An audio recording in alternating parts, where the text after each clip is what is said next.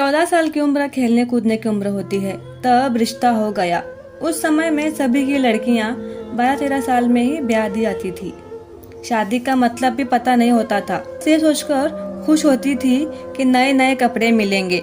माँ थी नहीं, पिताजी ने थोड़ा सा घर का काम काज सिखाया, वही आता था। शादी का दिन आया और बस सारी रस्मों के बाद विदाई का वक्त भी आ गया। रोते हुए डोली में बैठ ससुराल पहुंच गई। आलीशान हवेली देखकर मन ही मन बहुत खुश हुई। तभी सासू माँ की आवाज आई, अरे जल्दी से कलश लाओ, बहू आ गई है। और मैंने घूंघट की आड़ से अपनी सास को देखा। आंखों से एकदम सख्त मिजाज की लग रही थी। मैं सच मानो तो थोड़ा डर गई थी उन्हें देखकर। सारी रस्में खत्म होते होते रात हो गई। बिस्तर पर लेटते ही नींद आ गई। सुबह सुबह नौकरानी ने आकर जगाया कि चलो पहली रसोई बनाने की रस्म है। तैयार होकर रसोई में गई और सबके लिए खीर बनाई। सबने तारीफ भी की, लेकिन सासू माँ ने कमी निकाल दी। साथ ही साथ हिदायत भी दे दी, अब बचपन छोड़कर कुछ काम काज सीख लो। 15 दिन बाद मेरे पति को हॉस्टल जाना था, क्योंकि तब वो बीए कर रहे थे। खैर समीर भी चले गए और मैं अकेली रह गई अपने सास ससुर के साथ। समीर चिट्ठी लिखते थे, पर पहले सासू माँ के पास चिट्ठी आती थी और बाद में मेरे पास आती थी। उम्र कम होने की वजह से इतना फर्क नहीं पड़ता था। मेरे अकेलेपन का साथी था वो बादाम का पेड़। हाँ, वही बादाम का पेड़ जो हवेली के पीछे आंगन में लगा था। उस बादाम के पेड़ के नीचे एक कच्ची मिट्टी का कमरा भी बना हुआ था, पर वो पेड़ फल नहीं देता था, इसलिए सारे हवेली वाले उस पेड़ को बांझ कहते थे। पर मुझे न जाने क्यों उस पेड़ से बहुत लगाव था। जब भी काम से फारिग होकर कुछ फुर्सत के पल मिलते थे, तो एक वही पेड़ मेरा साथी होता था। उसको देखते ही मैं अपनी सारी थकान भूल जाती थी। 2 साल बीत गए और मैं 16 की हो गई। आज समीर वापस आ रहे थे। सासू माँ सुबह से तैयारी में लगी हुई थी। खुद ही रसोई में जाकर सारा कामकाज देख रही थी। मैं भी बहुत खुश थी कि अब से मुझे अकेले नहीं रहना पड़ेगा। 16 श्रृंगार करके मैं तैयार हो गई। आज मांग की सिंदूर में भी कुछ अलग ही चमक थी और वो चमक मेरे चेहरे पर भी दिख रही थी। तभी तो सासू माँ ने मुझसे कहा कि जा पहले अपनी नज़र उतार ले। समीर आ गए हैं। हवेली के हालचाल से पता चल गया था मुझे। खाने पीने से फारिग होकर हम सब आराम करने चले गए। समीर भी कमरे में आ गए थे और मैं बस शर्म से लाल हुई जा रही थी। तभी समीर ने मुझे तोहफा दिया, हीरे की अंगूठी। पर मेरे लिए तो समीर का वापस आना ही सबसे बड़ा तोहफा था। हमने बहुत सारी बातें की, जिनमें कुछ शिकायतें थी, कुछ प्यार था। 2 साल कैसे बीत गए पता ही नहीं चला। समीर और मैं एक दूसरे से बहुत खुश थे। एक दिन अचानक पता चला कि मेरे पिताजी बहुत बीमार हैं। समीर मुझे लेकर तुरंत रवाना हो गए। पिताजी मुझे देखकर बहुत खुश हुए, जैसे मेरे लिए ही अपने सांसों को रोका हुआ था। और फिर मुझे समीर के हवाले करके वो इस दुनिया से चले गए। भीगी आंखों से अपने पिता को वादा किया कि अब मेरा सब कुछ समीर और उसका परिवार ही था। समय गुजरता गया और समीर ने अपनी लॉ की पढ़ाई पूरी कर ली। अब वो सरकारी वकील कहलाने लगे थे। पर भगवान ने मुझे अभी तक बच्चों का सुख नहीं दिया था। पहले तो सासू माँ दबी जबान में बोलती थी, पर धीरे धीरे उन्होंने अपना रुख बदल लिया। समीर बहुत व्यस्त रहते थे अपने काम में, सो वो मेरे पीछे सारा दिन पड़ी रहती थी। धीरे धीरे गांव में बात फैल गई कि हवेली की बहू बांझ है। तीर की तरह चुपता था ये शब्द, पर कुछ कह नहीं पाती थी, सिर्फ आंसुओं से दिल हल्का करती थी। समीर भी मुझे तसल्ली देते थे, पर लोगों का व्यवहार अंदर ही अंदर मुझे खोखला कर रहा था। अभी मेरी उम्र ही क्या थी, सिर्फ 20 साल, और लोगों ने मुझे बांझ बना दिया। बचपन से ही दुबली पतली थी। फिर माँ के मरने के बाद ठीक से पालन पोषण नहीं हो पाया था। एक दिन जब समीर दोपहर के खाने पर घर आए तो सासू माँ ने फरमान सुना दिया कि हम समीर की दूसरी शादी करेंगे। उफ, इतना बड़ा धोखा समीर कैसे दे सकते हैं मुझे? नहीं, ऐसा नहीं हो सकता।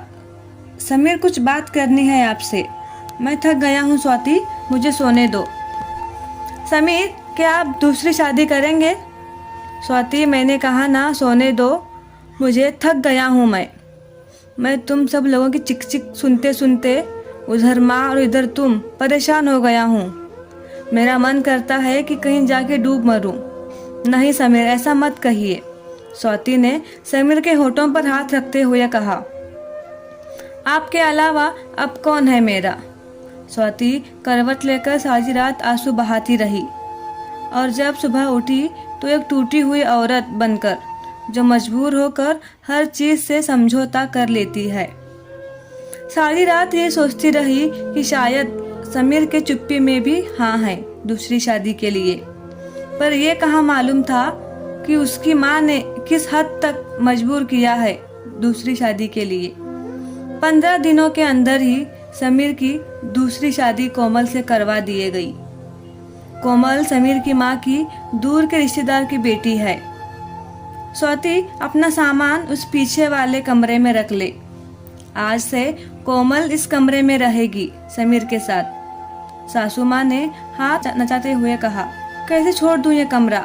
नहीं, ये मेरा कमरा है, जिसे जहाँ जाना है जाए।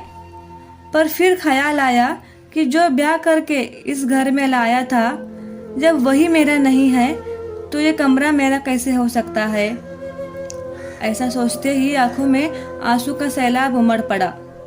सिंदूर की डिब्बी और कुछ कपड़े लेकर उस कच्ची मिट्टी के कमरे की तरफ बढ़ गई। सामान एक कोने में रखकर खिड़की पर बैठ गई और उस बादाम के पेड़ को देखते हुए उसको निहारने लगी। इसे कुछ कम हो जाएगा। किस्मत कहूँ या और कुछ, कि आज मेरी हालत भी इस पेड़ की तरह हो गई है, अकेले बेसहारा। जैसे ये अभी तक अपने पहचान को बनाने में सफल है, क्या मैं भी इसकी तरह मजबूत रह सकूंगी या फिर किसी कमजोर लता की तरह मुरझा जाऊंगी और अपनी पहचान खो दूंगी? नहीं, ऐसा नहीं होगा। मैं मजबूत रहूंगी। जब ये बेजुबान पेड़ सबसे लड़ सकता है तो मैं क्यों नहीं? अपने ख्यालों से बाहर आते ही मैंने अपने आप को संभाला और हर स्थिति से लड़ने के लिए तैयार किया। दिन गुजरते गए और मैंने घर के कामों में अपने आप को व्यस्त कर लिया। अपने कमरे के आसपास बहुत सारे पेड़ लगाए और बाकी बचे हुए समय में उन पेड़ों की देखभाल करने लगी। साथ ही साथ उस बादाम के पेड़ की खास देखभाल करती थी। कोमल एक सुलझी हुई लड़की थी। वो जब भी मुझसे बात करने आती तो मेरी सासू माँ उसे बहाने से बुला लेती। समीर पहले से भी ज्यादा व्यस्त रहने लगे थे। मुझसे बात तो करते थे, पर एक पछतावा हमेशा उनकी आंखों में दिखता था। शायद मेरी हालत देखकर उन्हें बुरा लगता था, पर माँ के खिलाफ जाने की हिम्मत नहीं जुटा पाते थे। कोमल के दिन खुशी से गुजर रहे थे और मेरे दिन बस गुजर रहे थे। और देखते ही देखते वो दिन भी आ गया जब कोमल ने खुशखबरी सुना दी कि वो माँ बनने वाली है। पूरी हवेली में त्योहार जैसा माहौल हो गया था। सारे नौकरों में तोहफे बांटे जाने लगे। मैं भी बहुत खुश थी कि चलो अच्छा है, घर में नया मेहमान आएगा। कोमल बहुत कमजोर थी, उम्र भी 16 साल थी। अब सासू माँ का आदेश था कि उसकी अच्छे से सेवा की जाए, जिससे कि उसकी कमजोरी दूर हो सके। सारी देखभाल के बाद भी कोमल का वजन कुछ खास बढ़ नहीं रहा था। एक दिन मैंने समीर से कहा कि कोमल को शहर में किसी अच्छे डॉक्टर को दिखा लाओ, पर सासू माँ ने यह कहकर मना किया कि हमारे भी बच्चे घर पर ही हुए हैं और समीर की वही पुरानी आदत, अपनी माँ के खिलाफ वो जा नहीं सकते थे। एक दिन कोमल की तबीयत खराब होने लगी। उसकी सांस बहुत फूल रही थी। घबराकर मैंने गांव के वैद्य जी को बुलावा भेजा।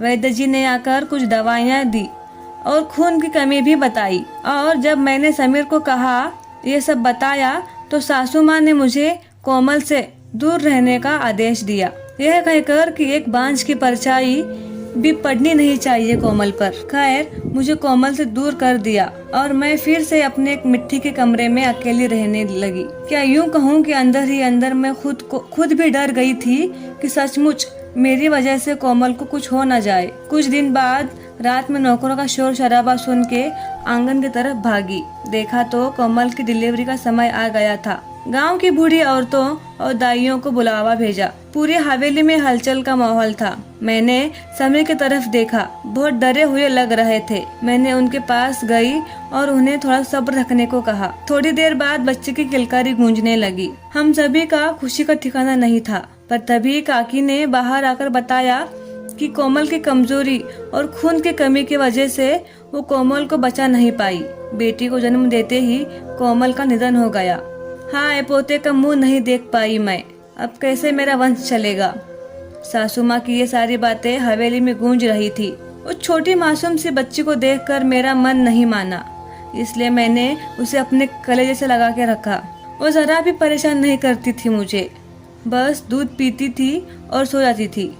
सासू माँ का वही राग चलता था कि लड़कियों से वंश नहीं चलता है, पर अब शायद किसी को फर्क नहीं पड़ता था। समीर भी पहले से ज्यादा खुश रहने लगे थे। ऑफिस से आते ही मेरे कमरे में आते और गुड़िया के साथ खेलते। मुझे भी समीर को देखकर अच्छा लगता था। साल बीत चुका था कोमल को गए हुए और गुड़िया को आए हुए। आज कोमल की बरसी है। मैंने आज हवेली में छोटी सी पूजा रखी है। पंडित जी के आते ही सासू माँ ने सवाल किया कि मैं जीते जी पोते का मुंह देख पाऊंगी। फिर पंडित जी ने उनको लिए कुछ घर शांति के उपाय बताए। सासू माँ चल दी पंडित जी को हवेली दिखाने और सारी हवेली की शुद्धि कराने। मेरे कोठरी के पास भी गए और पंडित जी का वो बांझ पेड़ देखते ही मुंह बन गया और उन्होंने कहा कि इस मनुष्य पेड़ के वजह से तुम्हारे घर बेटा नहीं है, जितनी जल्दी हो सके कटवा दो। अब मेरी बर्दाश्त की हद हो चुकी थी। मैंने समीर की तरफ देखा, पर मुझे नहीं लगा कि वो मना करेंगे और सासू माँ ने तुरंत नौकरों से कहा कि आज इस पेड़ को काट डालो। मुझे कुछ समझ नहीं आ रहा था कि क्या करूं, कैसे अपने सुख दुख के साथी को बचाऊं। जैसे ही वो कुल्हाड़ी लेकर पेड़ काटने को आगे बढ़े तो मैं तेजी से भागकर उस पेड़ से लिपट गई और विनती करने लगी, पेड़ को छोड़ दो। पर वो लोग नहीं मान रहे थे।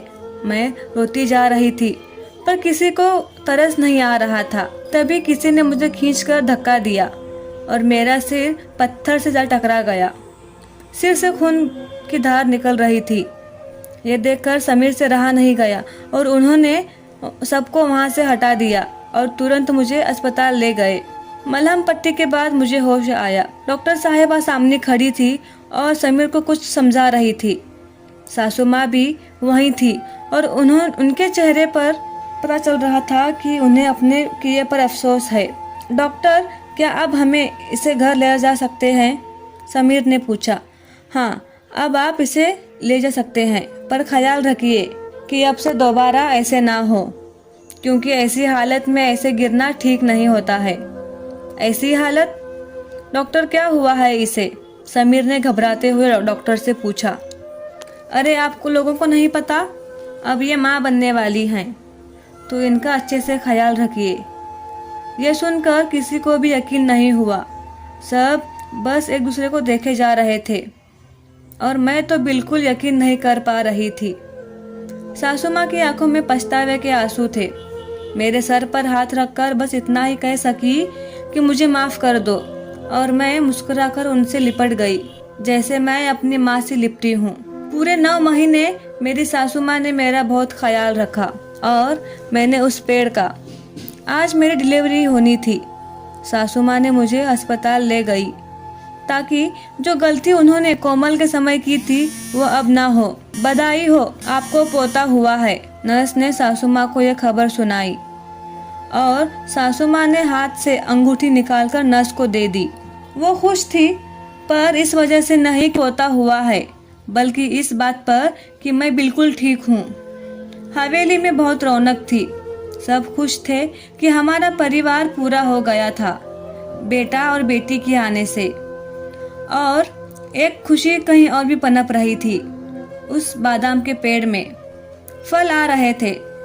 शायद हम बहुत जल्दी चिंता करने लगते हैं फल मिलने की, पर हर चीज का एक समय होता है।